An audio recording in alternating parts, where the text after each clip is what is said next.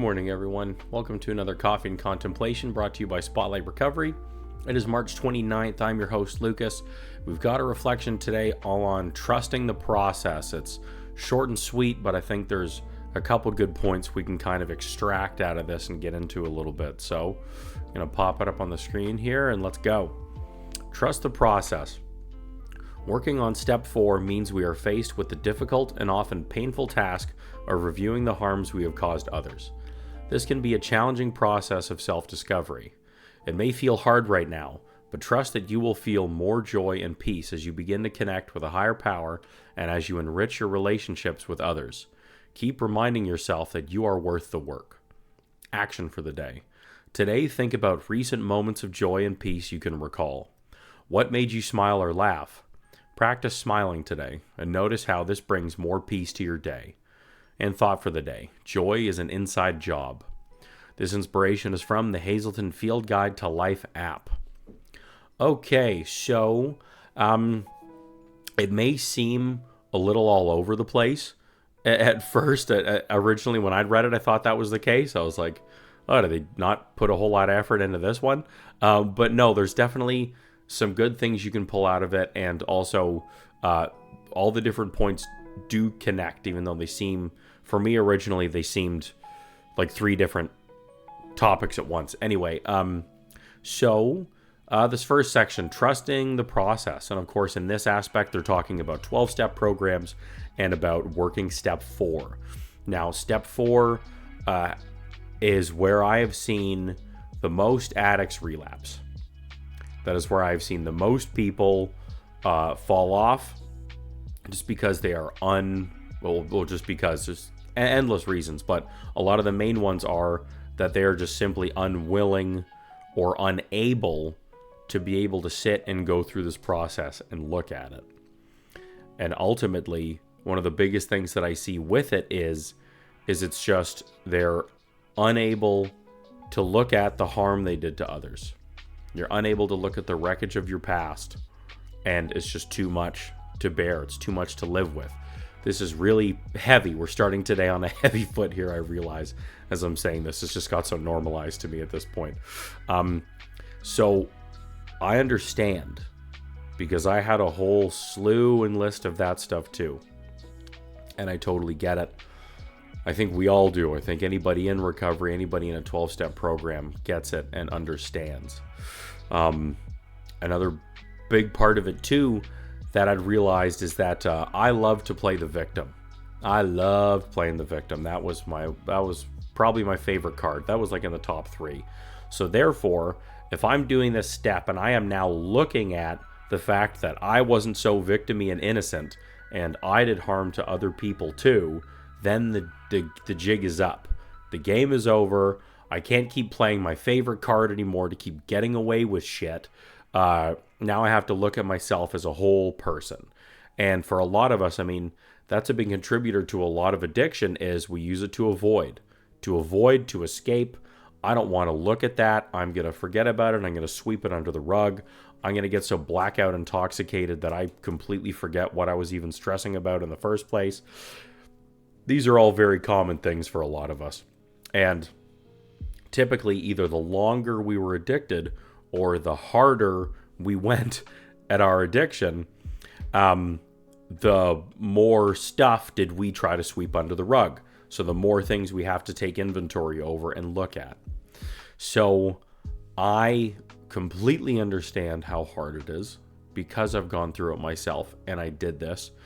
My step 4 inventory was huge. It was a big, thick journal full of stuff. It took me over a year. For me personally, I don't suggest and I don't understand when I see people whipping through 4th step inventories really quick. I mean, if you have years of history of all these things that you are hiding and using over, how are you possibly going to go through that in a month? Like that doesn't make, like that mathematically does not make any sense to me. And if you're like me and your life depends on this stuff, you want to make sure you've turned over every stone. You have looked at everything, every piece of your past to be able to let it go to move on, so it's not sitting there for something you're going to use over again. You're not hanging on to any more reservations. It's one of the main things of this, is removing these reservations. So I'm no longer resentful, no longer as fearful. It's just taking away such ammo for us to use over. So if you don't ever want to use again, this is one of the most impactful things that I have seen that you can do in order to stay abstinent for the rest of your life. So this is then where the trusting the process piece comes in, because it is also one of the hardest and scariest things you can ever do in your life. And no, I'm not going to sugarcoat it for you. I'm not doing you a favor by doing that. It is, and I get it. And I can promise you that doing that work and shedding this past and letting go of and working through all of this stuff is one of the biggest keys to freedom. It's one of the biggest gates that can open up for you, because you're finally letting go of all of this stuff. You're finally moving on from all of this. You're not hanging on to any of it anymore to damage you, to damage others, to be these big reasons for your addict to kick in and say, hey, you need me, so you need to go black out or have an affair or do whatever it is. It's just, it's going to remove all of that stuff from you. Like, I've never had, and I've been in therapy a long time, like since I was a kid. I'll always be seeking therapy just for myself, but I have never had something help relieve me of my past and let go of all the weight of life as much as this step. Nothing has been as freeing for me as this step, and I have done just about all of it at this point, I can assure you. So I get it. It's scary. I've told you the realities of it. But with that title of trusting the process, I can't suggest that enough for you. Because the ultimate question, and I love this question in recovery, is how free do you want to be? How free do you want to be? Now that you're in recovery or you're on this journey and embarking on it, the choice is now yours. The choice is now up to you. You get to decide how free you want to be based on your willingness of work. What are you willing to do? What are you willing to look at? The hard, scary stuff. The harder that push, the more freedom. It seems to be a pretty direct relation, of course, with the proper guidance and support, so you know you're doing this the right way instead of just forcing at something, right? So anyway, this whole point, trusting the process, I like it. I like it a lot. I haven't talked too much about step 4 in this video series yet, so I just wanted to mention it and bring this up. So the second and third pieces of this reflection and how it all kind of ties in. So trust the process, doing this work, super hard and scary and all of that stuff. Action for the day. Think about recent moments of joy and peace you can recall. What made you smile or laugh?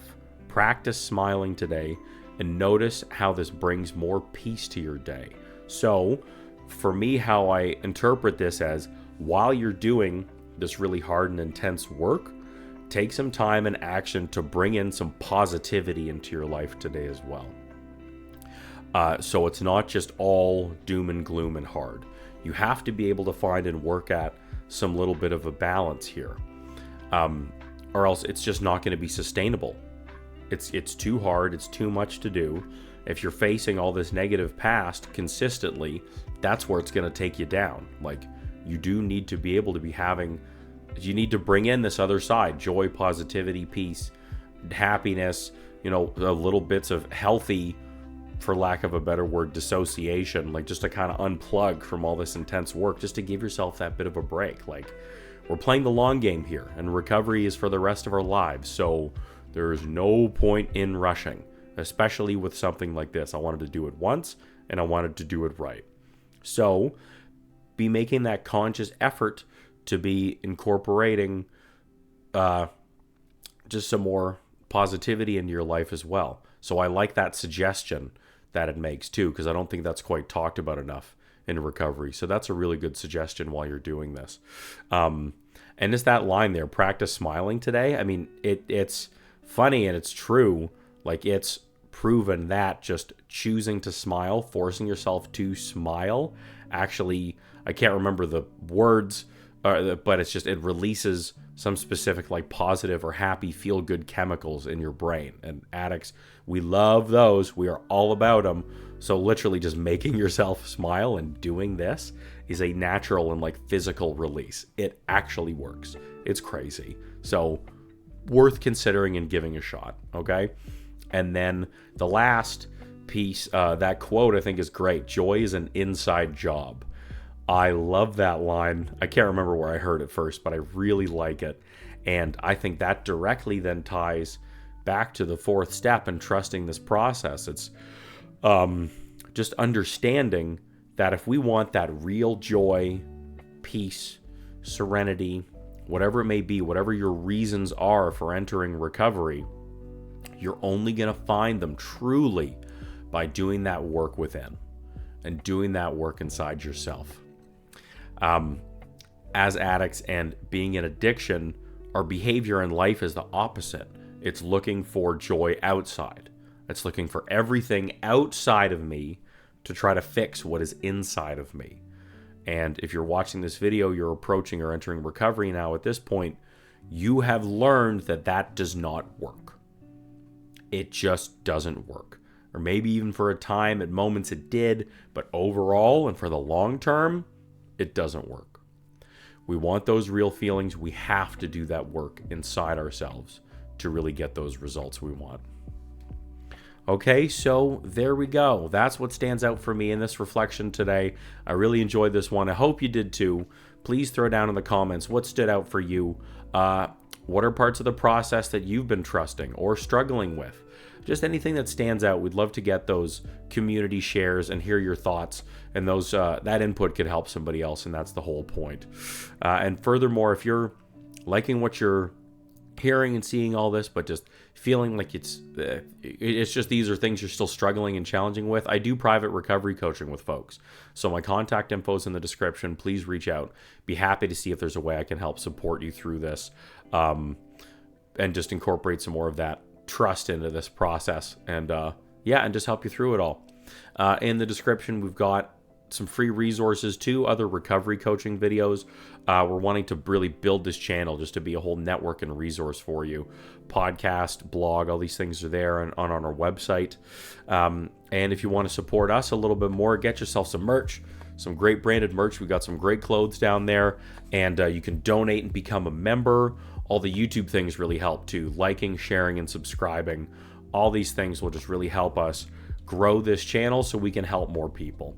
Okay, so check it all out. Thanks for stopping by today. Have a blessed 24 in recovery today. Trust the process. Make a little time for some self-love and fun and joy and all of those things. And we'll see you again tomorrow.